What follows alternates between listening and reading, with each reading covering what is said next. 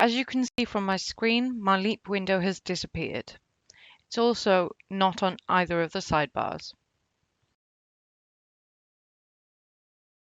Right-click underneath the Properties Explorer button, located on the right-hand side of the application. You should then see this option appear that says Close Panels. Click here, and then just below the Save button in the top left of the application, a new button that says Leap should appear.